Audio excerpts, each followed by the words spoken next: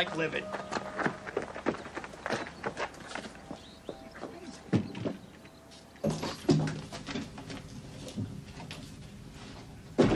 All right, Mr. Attorney, right where you are. Now, where is she? Where is she? I really don't think the gun's necessary, Sgt Kusborski. Oh, we're near the Dragon Lady.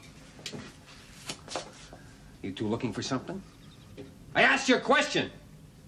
I think it deserves an answer. Especially from you, Mason. Nothing specific, Sergeant. We heard about the skeleton rigged to suggest it was Mike D'Angelo. We wanted to make certain nothing had been overlooked. Like what? Oh, papers. Anything that might give us a clue as to who the dead man could be. And what happened to D'Angelo. What do you think might have happened to him? No idea. How about you, Miss Cantrell? You got any ideas you'd like to share with us? What jurisdiction do you have here, Sergeant? None.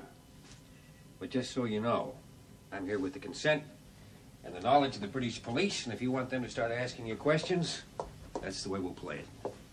And what right do they have? The right of any police force anywhere when someone is found on private property without the knowledge and the consent of the owner. Always, provided Mr. Morgan here presses charges. Oh, you will. Oh, will he? He'll do what I say. And maybe he won't if you take that tone. Go tell her, Harry. Like hell I will. What more? Your car keys. Harry, what the hell are you... drive. What are you paying him? Same as the guy who washes your car, the one you sweep up the pool. Well, boy. I don't know, what was all that about? Ask Mr. Morgan.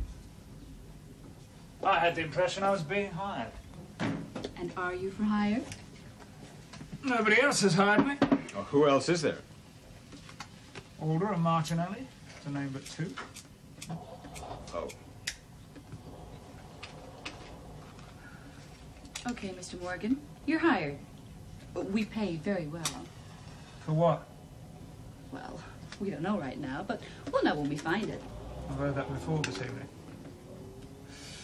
Oh, whatever it is you're looking for, you didn't find it here. And you didn't find it out on the site.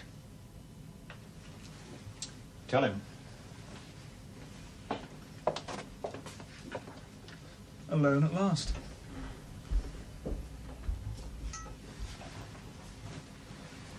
Now, what exactly is it we're looking for? It's a medallion. Just one? Yes.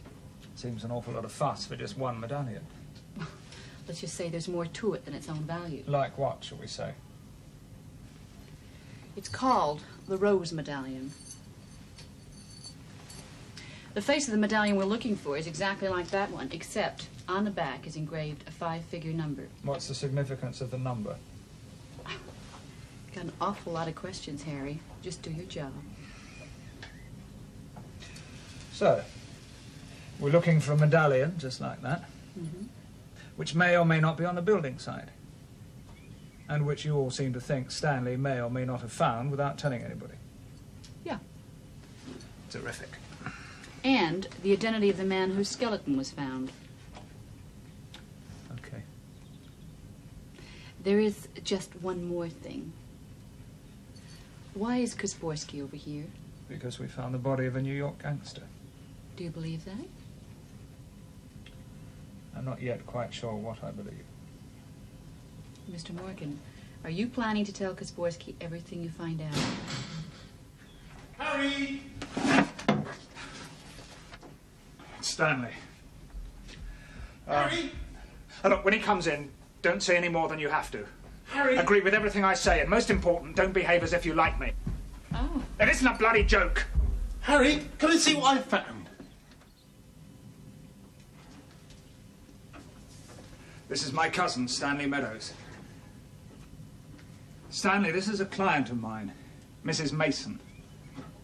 Her husband was outside. You probably saw him as you came in. No, I didn't. No. Hi, honey. You ready to go? Yeah. Well, goodbye, Mr. Morgan. Bye, Mr. Meadows. We'll be in contact later.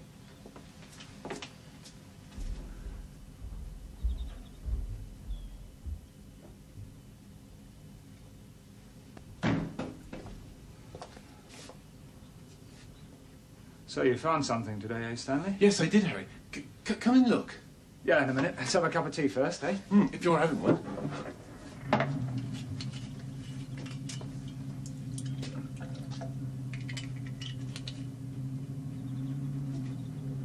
The lady is pretty. Yeah. Too early? Well, I have got an evening job now. That keeps you out late, eh? Aye, aye, aye. Look, what do you want, Harry? To see you. Oh, yes. Bored? Well, life with Stanley isn't... Yes, I've heard it. Everything all right? Why not? You seem a bit... I shouldn't have come. Kids home? They're not, no. Oh.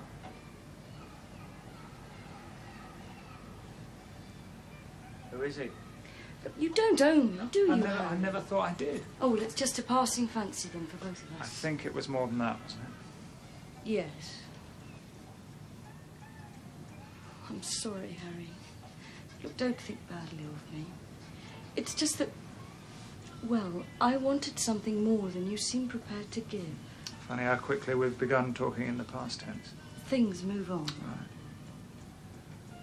I didn't know what it was you wanted of me. You didn't know? Oh, you're not too sharp, are you, for a detective? What was it? Well, if you really don't know, I can't tell you. Try. A home. Not a place like this. A real home for me and the kids. Well, I had thought about it. Yes, Stanley. It is a problem. Was a problem. I'm sorry. Well, so am I.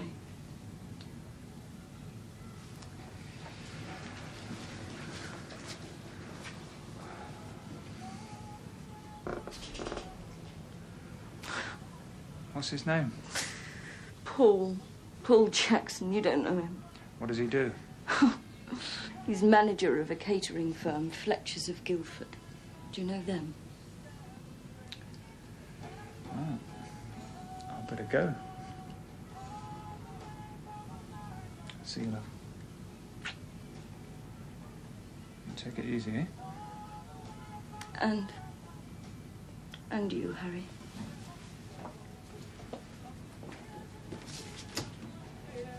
There you go.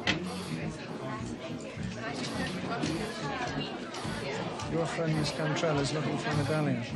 Yeah, she told you about that. You knew about it. It wasn't an identity bracelet, then. Oh, I'm sorry, Harry. I just was trying to get something to develop, that's all.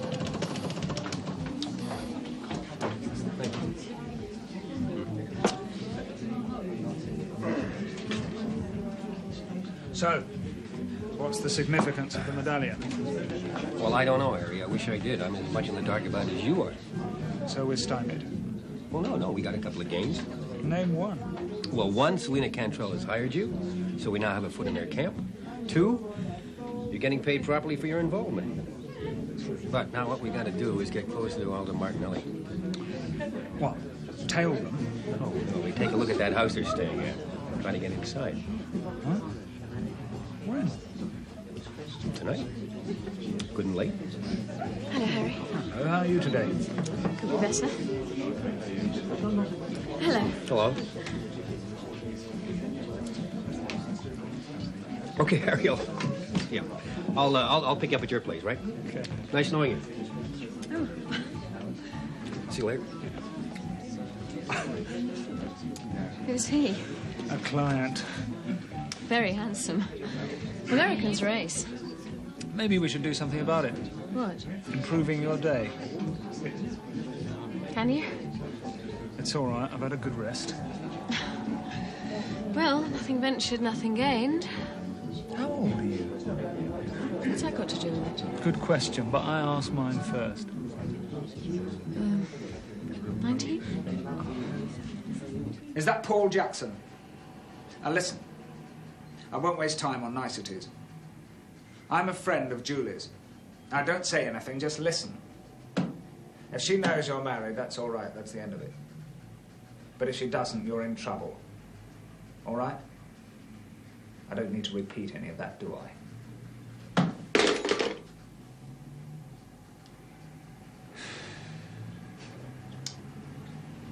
Harry Morgan's good deed for the day.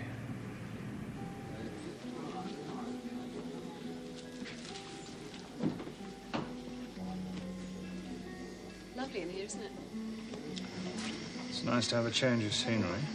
Come on, Harry. Otherwise everyone will suspect. What? That you're feeling guilty about being out with the young bird.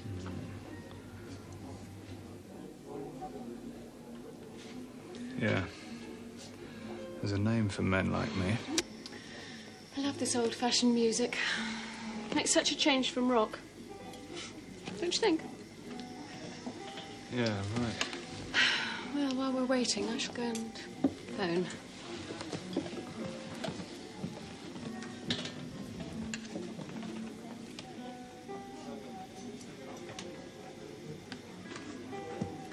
Hello. How are you? Surviving. Is that enough? It's better than nothing. Is she a client? Yeah. I'm looking for her parents. They've... Oh, hell, Julie, I didn't know you'd be here. I did tell you. Yeah. Anyway, why shouldn't you be in here? I don't have any priority, Harry. How's, what's his name? Paul Jackson. Yeah. No, it's all over. Finished very quickly. Turns out he's married. Ah. Julie, can I call you? She's very pretty, Harry. And very young. Too young? Yeah. Even for me. Yeah. You can call me sometime.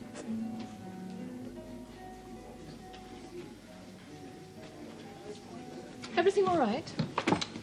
Wonderful. Sure. Well, it's all right. I can stay out late tonight. Terrific. Nobody around outside? Check. Well, let's take a closer look. See if you can see what's going on inside. Harry, have a look at that top window at the back. I'll check out the front. I've no head for heights, Ed. Frankly, you being a trained policeman, you could scale that wall quicker and quieter than I could. I'll take the front window. Oh, gee. All right, let's go.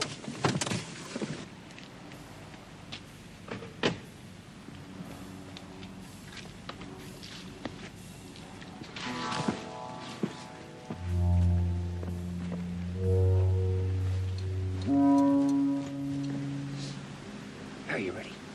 Yeah, let's go.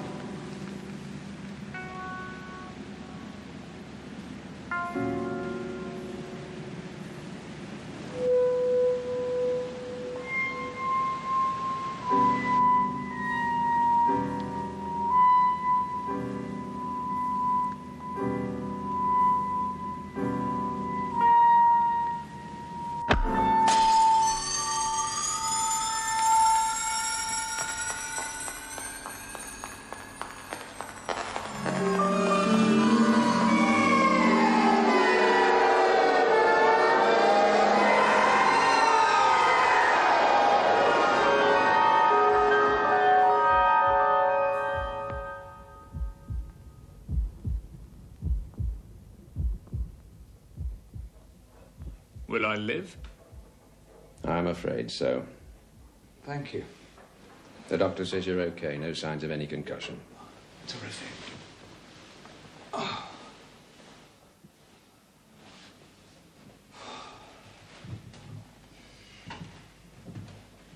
Now, what were you doing at Bennett's End?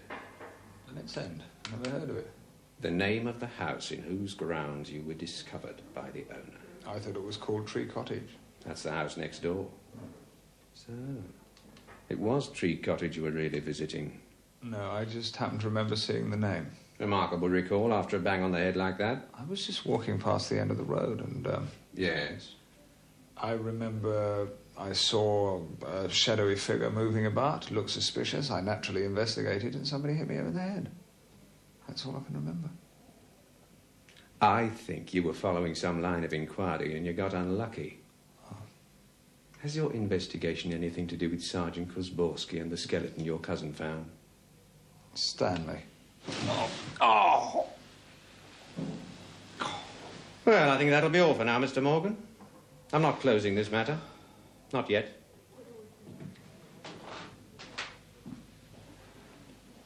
Don't you think your client should pay you danger money?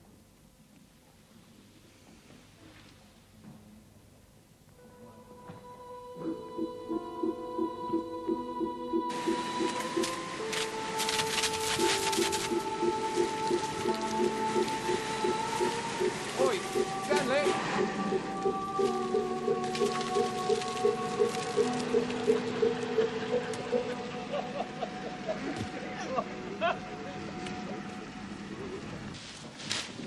Hey, Harry.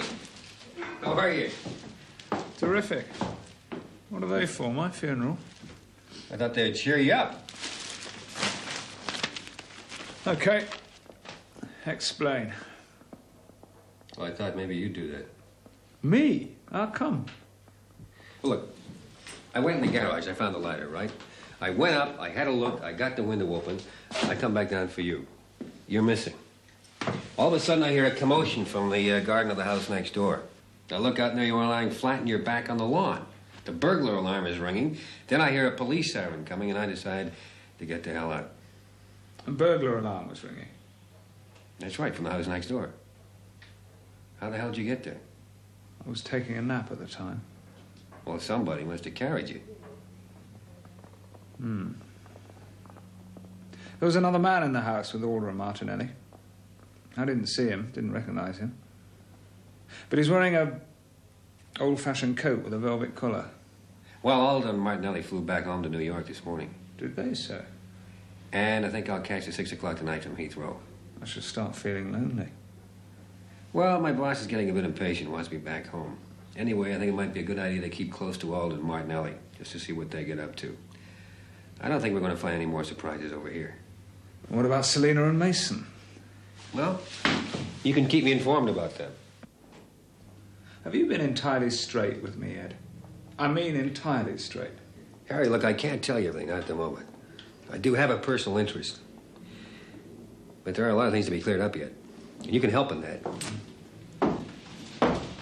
But you get well quick, you hear me? And Harry, take care. Yeah, I will.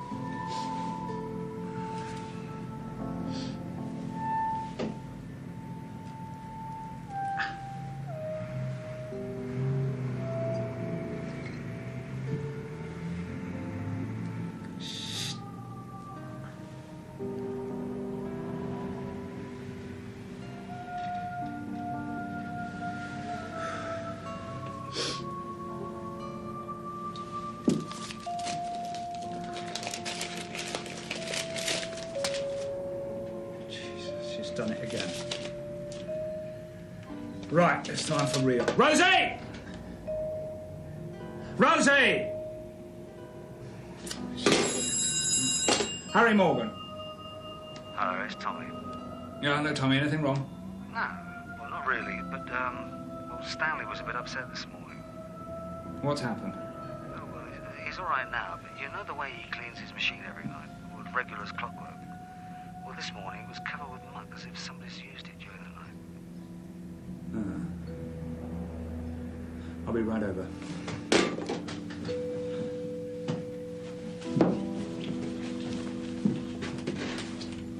Do you reckon Stanley's digger was used here last night? Well, Stanley does, and he would know. Can you tell if someone's dug here and filled it in afterwards? Yeah. Jack! Keep your eyes on me! Well, what's on your mind? Someone hiding something.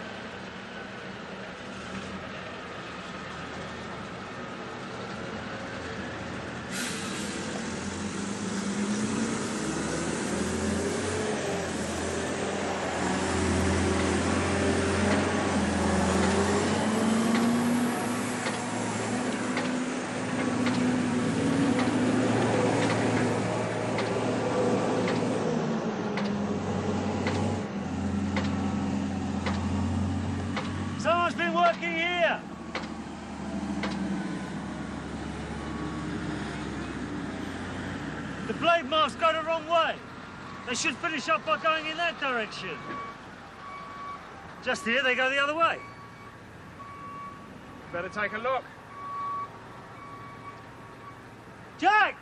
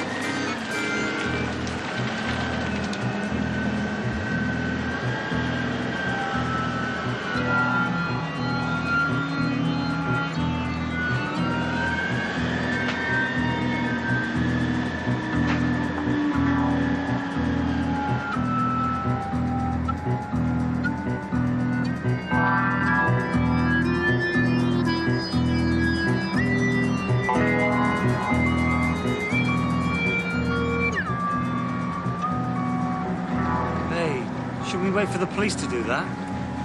We should.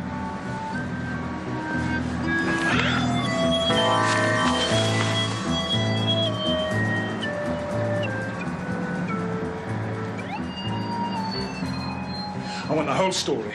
All of it. Not just what you think you'll condescend to tell me. I have not deceived you. Now look!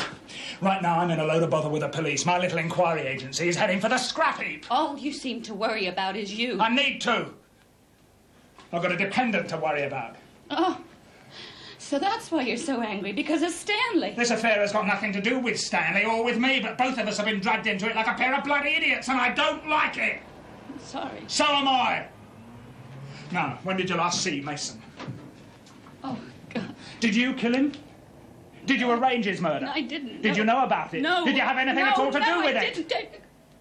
What's the matter with you, for Christ's sake? Do you think these tears are fake? Oh, come on.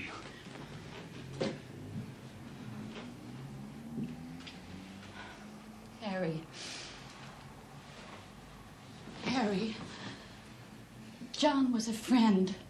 He wasn't just a professional colleague. He was my friend. Right.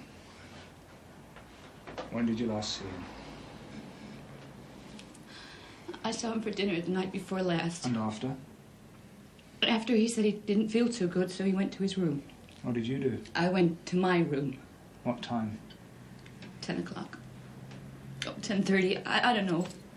Did you leave your room? No. Did you go to Mason's again? No. I was very angry with him. We'd been arguing. What about? Kusborski. What about him? John felt that he would...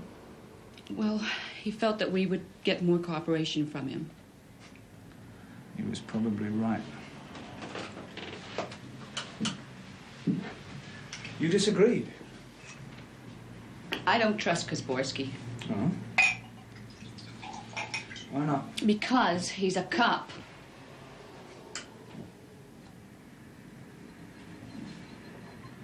Did Mason know Kusborski? Yeah, he knew him quite well. They used to work together in the courts. So they'd be quite used to making deals with one another. What do you mean? What kind of deals? Of the compromise variety. You do this for me and I'll do that for you. Harry, John was a totally incorruptible lawyer. He didn't make deals. Just looked the other way whenever necessary.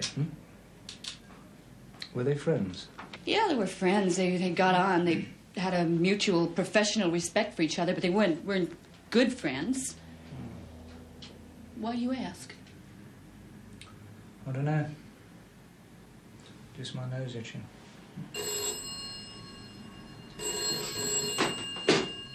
Harry Morgan? Yeah?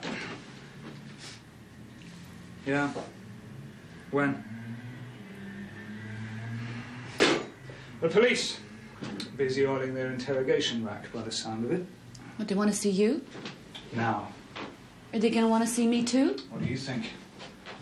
I'll tell you what I think. I think I should be in New York. Now, look, lady, you try ducking out and I'll drop you right in it.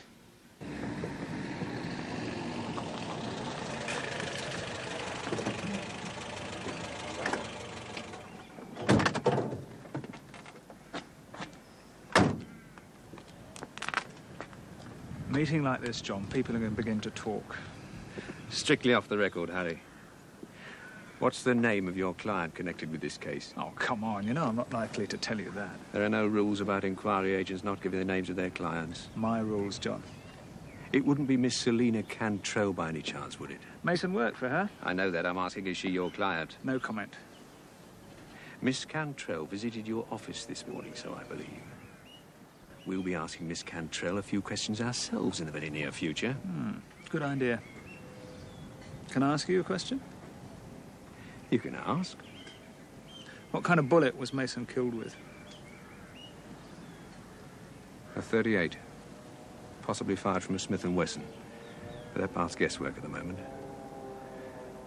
We also found some blood with the bullet. Mason's blood group. Where? In the garden shed at the back of Tree Cottage. And Mason was killed the night I was laid out. That's what the reports indicate. That seems to implicate Alda and Martinelli, doesn't it? Apparently Alda and Martinelli have an alibi, which puts them somewhere else the night Mason was killed. But I saw them there. So you did. And there's the evidence of the blood on the bullet. And the shower curtain, which I assume came from Tree Cottage. Even so, both men are now out of reach in America. And Sergeant Kusborski seems to think their alibi would probably stand up in court. That's always supposing we could extradite them in the first place. Yeah. Kusborski. Tell me, John, when I was unconscious, where was I found? Bennett's End. The house next door to Tree Cottage. And the burglar alarm was ringing. Yes, that's how the owner found you. What set it off? Someone broke a pane of glass in one of the ground floor windows. So, what happens now? Nothing. No, I think you're right. Almost certainly Alda and Martinelli were involved. But we can't prove it. I'll talk to Miss Cantrell, but I doubt if she can contribute much. So that's that, then, eh? Yeah. Well, thanks for your help. Pleasure, John. See you around. Oh, by the way, there's something that might be of interest to you. Oh, yeah? Kusborski's identified the mystery skeleton. Has he? A man called Capelli, Antonio Capelli. He was a GI here during the war. It was thought he died in a plane crash. Seems he didn't. How did Kusborski make the identification? From Capelli's US Army medical records. The dental information in them tallies exactly with the dental work done on the skeleton. The height of the skeleton also fits Capelli. QED. We've no idea how Capelli died, so there's no point in pursuing matters here. So both cases are closed, eh? No, not exactly closed, but we're no longer working on them. Other, more urgent, homegrown cases require our attention. Happily, you're involved with none of them. Can I help, Harry? Can I do anything? Sit down, Stanley. Make yourself comfortable.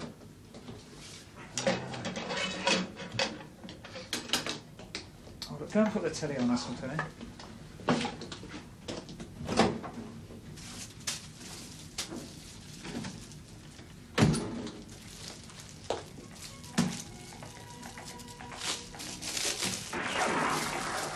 seen the lady that was here last week, Harry? She was a nice lady. She was pretty. Yes, she was. That was her husband that was found up at the site, wasn't it? That's right, it was. I recognised the photograph the policeman showed me. Which policeman? Well, when they were up at the site asking questions, they showed me the photograph and asked if I'd seen it. What did you say? I didn't say anything. Why not? Well, I thought maybe you didn't want anybody to know he'd been here. Did I do right, Harry? Yes, Stanley, you did. Morning, Dominic.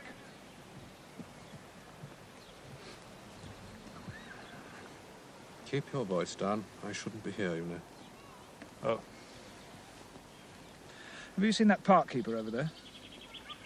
The one with the stick. What about him? It's a front. He's a member of the SAS. Nonsense, you're getting paranoid in your old age, Harry. Where's Stanley? Over there. Oh, yeah. Did you get me anything? Everything you asked for. You genius. Not without some difficulty, I might add. But as you are Dominic Jervoise-Clark, the posh side of the family, you had no real trouble. I sometimes think, Harry, you exploit that relationship too far. Cuts both ways, I seem to remember. Yes. Well, you can thank my contact in the Pentagon. He wasn't too eager to supply all this data, but I explained that it was... How did you put it? A matter of life and death? Right, could well be. Read, and then destroy.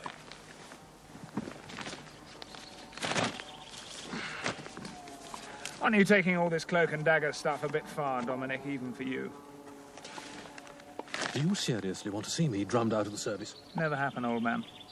Her Majesty needs all the Jervoise-Clark she can muster. Not here. Calm down, just a sneak preview. Bloody idiot.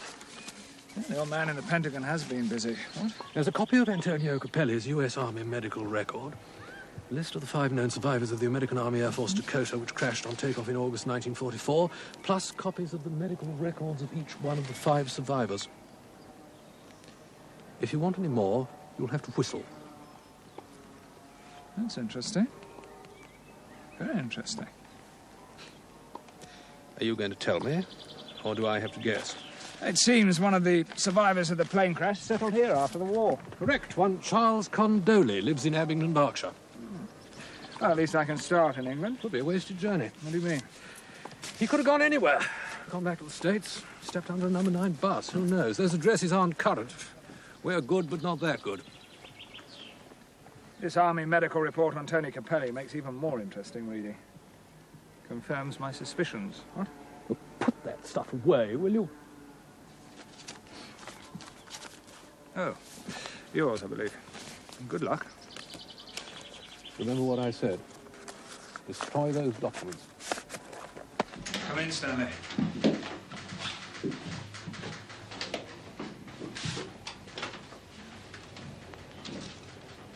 So this is it? Yeah. Like it? Yeah. Yeah, I like it. Stanley, I have to drive into Berkshire this afternoon to see somebody. And I have to go alone. So I'll drop you off home first, all right? Oh, okay, Harry.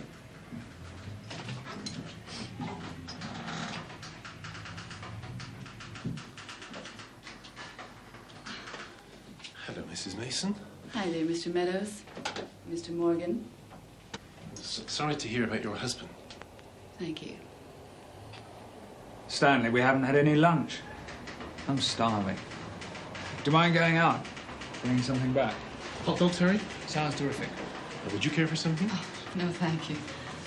Would you excuse me, Mrs. Mason?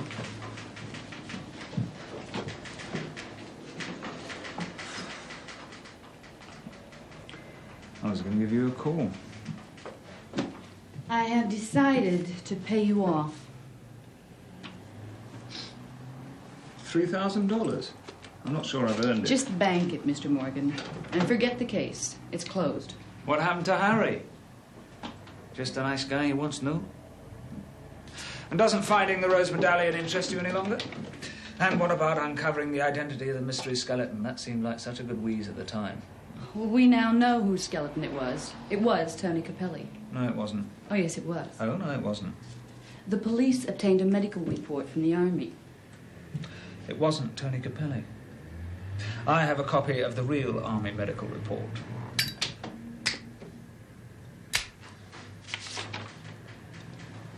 I have my contacts, too. So, maybe Tony was killed in the plane crash after all. Then why is somebody going to an awful lot of trouble to prove he died in Cobham Wood?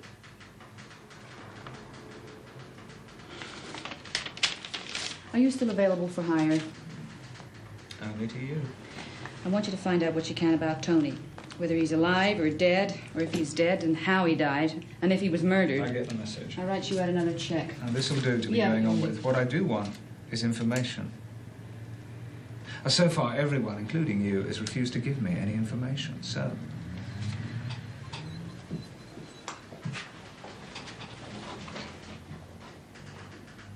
Now, what is the significance of the Rose Medallion?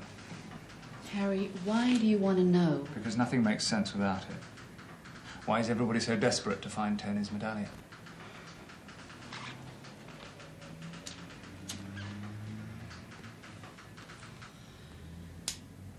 Before old Joe Capelli died, he ordered 3 medallions to be made. 3? 3. Each with a set of figures on the back. Then he gave one to each of his sons. Now alone the medallions are useless, but together they provide the key to where the old man hid his fortune. Ah, the fortune. Now engraved on the back of one medallion is a 5-figure number.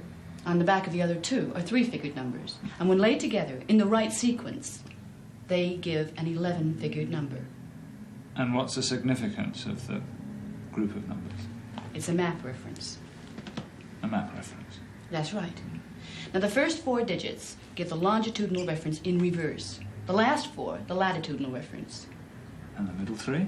Meaningless, until you stand in the place where the other 2 references have led you. I feel like I'm in the middle of a bad B movie. Harry, look, I know it sounds crazy, but the old guy wanted to be sure that no one brother would find the money. I see. So the brothers had to get together with the medallions in order to get their hands on the loot. Oh, you don't know the brothers. They wouldn't help one another out of a burning house. But surely if the old man's fortune was that big, they would have cooperated for a share in millions. Those guys wouldn't cooperate for a share of anything.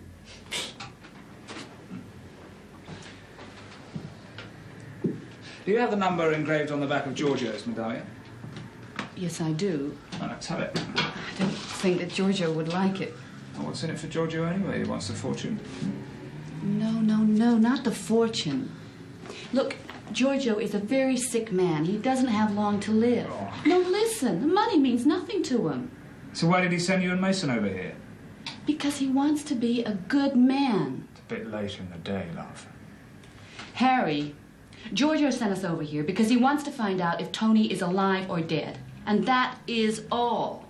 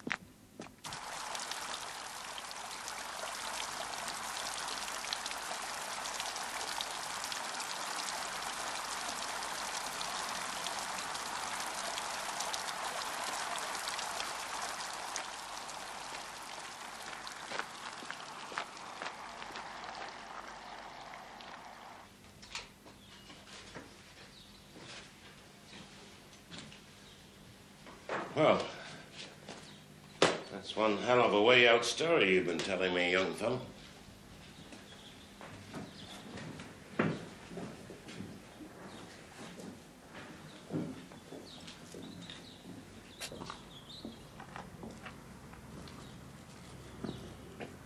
So you knew Tony Capelli quite well? Yeah, I knew him. What kind of a man was he? Well, Tony Capelli wasn't the kind of guy people took him to be. Most of the guys thought he was a hood because of his father, you know. But Tony wasn't like that. No, Tony was real quiet. Well, he thought a lot. He was always reading books, the kind that none of us other guys ever read. You were close friends? Oh, sure. But there were three of us, you know. We were great buddies. There was Tony and me and a guy called Jerry Bernetti. Well, we got real friendly when we joined up, and then when we came over to England, we sort of stuck together. We did all our training. We did our eating and drinking together. They called us the Three Musketeers. Oh, we went through a hell of a lot together. Sit down. Drink? Yes, thank you. Ice water.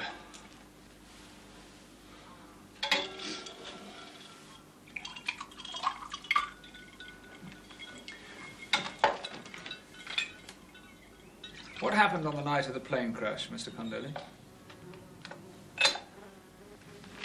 Well, the night they suddenly decided to send us out, it was kind of chaotic. Half the guys were out of barracks.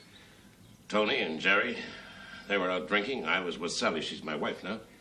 But by the time I got back to barracks, Tony and Jerry were there. You saw Tony? Sure.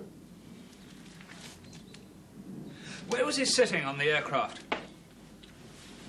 Well, he was up forward about 3 rows with Jerry. You remember seeing Jerry? Well, I can't be certain, but he must have been there because there was a roll call when we boarded the aircraft. And then? Now, you're asking me to relive the worst few moments of my entire life, young fellow. Yes. I'm sorry.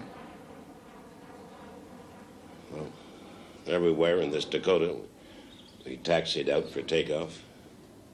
We went down the runway. I felt her lift off, and then suddenly she slewed over the left. Then all hell broke out. They said later her wingtip dug in and she cartwheeled. All I know is that there was one hell of a lot of noise and shouting and screaming, and then I blacked out. Since then, I always sit as far back in an aircraft as I can. If it happens again, maybe I'll stay lucky. Yeah, that's the first time I recall that night in years. I'm sorry if I had to... Oh, that's all right. I don't mind, really. Sally, she don't like remembering. She said she wouldn't have been Mary Graham for all... Sorry, who's that? Tony's girl.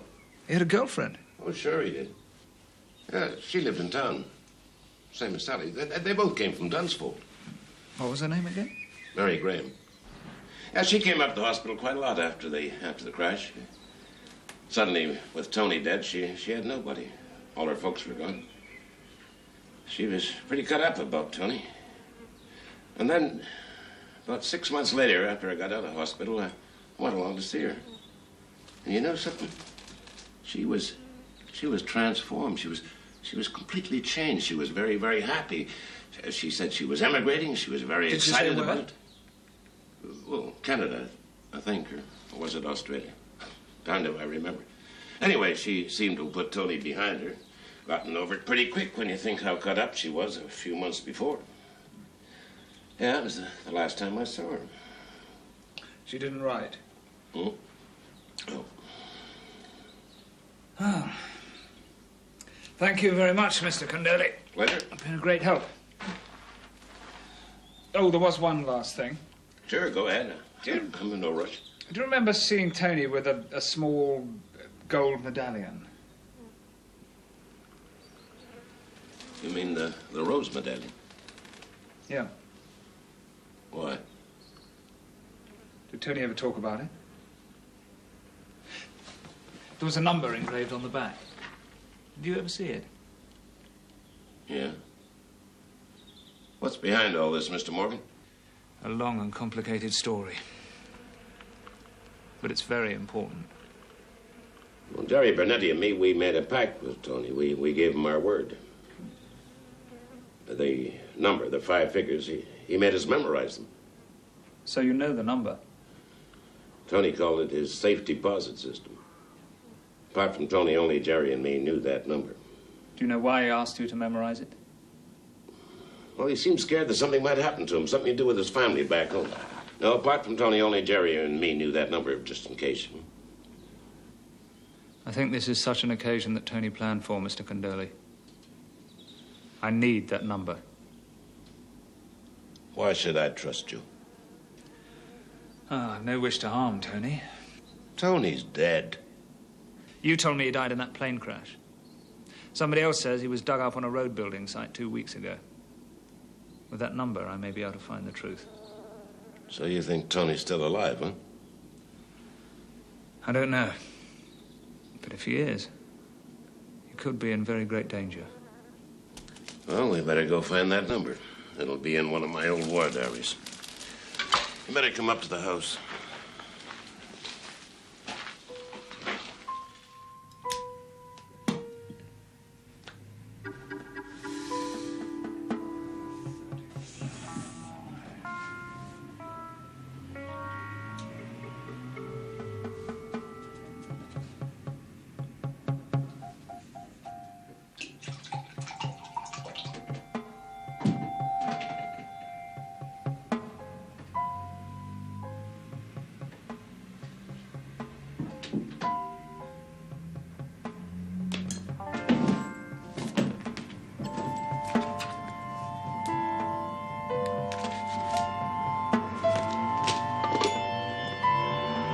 British Airways? I want to make 3 reservations, please.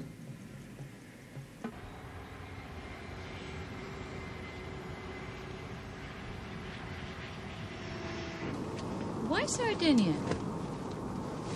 Without the number on Franco's medallion, it wasn't easy. So how'd you do it? Sheer genius. I got it down to 4 possibilities. 2 were in the middle of the South Atlantic Ocean, the other 2 were on land and more interesting. North Africa or Sardinia. Clever, aren't you? On a good day, I'm wicked.